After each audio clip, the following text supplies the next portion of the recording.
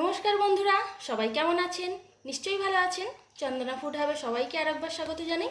তো বন্ধুরা, আজকে আমি ঢ্যাঁড়স দিয়ে সর্ষে বাটা দিয়ে দারুণ একটা ঝাল বানাবো ঢ্যাঁড়সের। তো সেটাই আপনাদের সঙ্গে শেয়ার করব।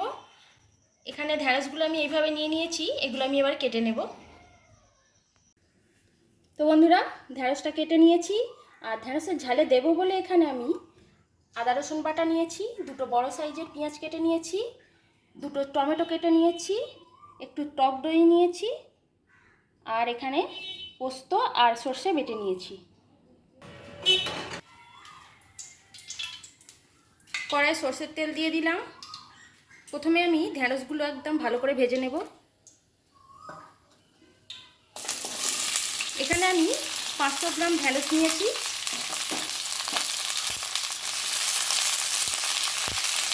তো বন্ধুরা, ঢ্যাঁড়সটাকে কিন্তু খুব ভালো করে ভেজে নিতে হবে, তাহলে ঢ্যাঁড়সের মধ্যে যে একটা গন্ধ থাকে সেটা চলে যাবে। দেখুন, এইভাবে কালচে কালচে করে ঢ্যাঁড়সগুলো ভেজে নিতে হবে। ঢ্যাঁড়সগুলো ভাজা হয়ে গেছে, আমি এবারে তুলে নিচ্ছি এগুলো। কড়ার মধ্যে আরেকটু তেল দিয়ে দিলাম। তেলের মধ্যে 5 ফোড়ন দিয়ে দিচ্ছি,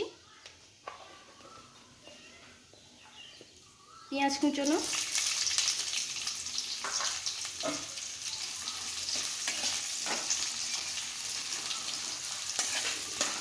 পেঁয়াজটাও ভালো করে ভেজে নেব।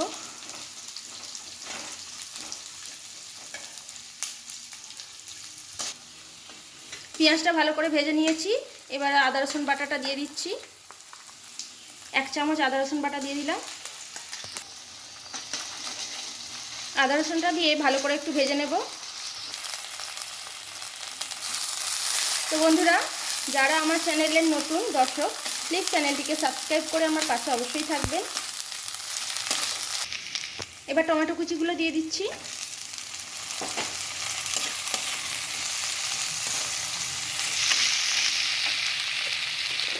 পরিমাণ মতো লবণ দিয়ে দিচ্ছি। লবণটা দিলে কি হয়, টমেটোগুলো বেশ ভালোভাবে নরম হয়ে যাবে। টমেটোটাও ভালো করে ভেজে নিয়েছি। এবারে আমি লঙ্কা হলুদগুলো দিয়ে দেবো। লঙ্কা গুঁড়ো দিয়ে দিলাম, হলুদ গুঁড়ো দিয়ে দিলাম। এবারে সর্ষে পোস্ত বাটাটা দিয়ে দিচ্ছি।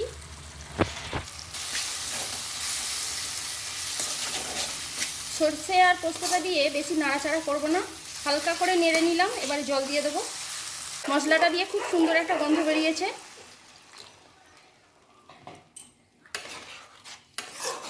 বন্ধুরা, এইভাবে ঢ্যাঁড়সের তরকারি বা ঝাল একবার করে খেয়ে দেখবেন, মাছ মাংস ফেলে খাবেন। এবার ঢ্যাঁড়সগুলো ঝালের মধ্যে দিয়ে দিচ্ছি।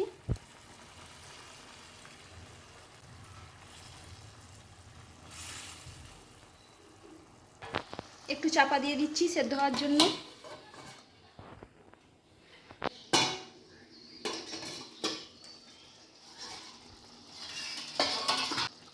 ঢ্যাঁড়সটা প্রায় সেদ্ধ হয়েই এসেছে। এবারে আমি টক দইটা দিয়ে দেব। টক দইটা ভালো করে ফাটিয়ে নিয়েছি এইভাবে। এবার 1 চামচ টক দই আমি দিয়ে দিচ্ছি।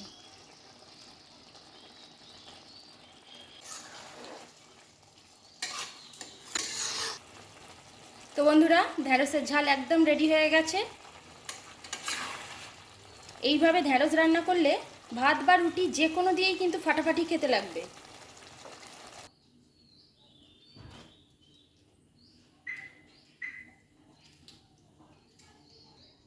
তো বন্ধুরা, এইভাবে অবশ্যই একবার বাড়িতে ঢ্যাঁড়সের ঝাল বানিয়ে খান, দারুণ লাগবে। আর এই রেসিপিটা যদি ভালো লাগে তাহলে প্লিজ চ্যানেলটিকে লাইক, শেয়ার এবং সাবস্ক্রাইব করে আমার পাশে অবশ্যই থাকবেন। সবাই সুস্থ থাকুন, ভালো থাকুন। ধন্যবাদ বন্ধুরা।